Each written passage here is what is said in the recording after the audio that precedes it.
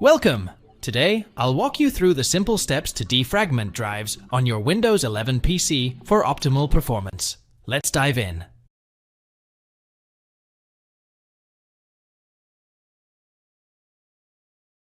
After selecting the defragment and optimizing, click the search icon and type the fragment.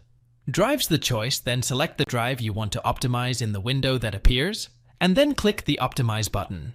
This will automatically analyze the drive to see if fragmentation is necessary, and if so, it will optimize the drive while you wait. You can also check the Scheduled Optimization category by clicking the Change Settings button here.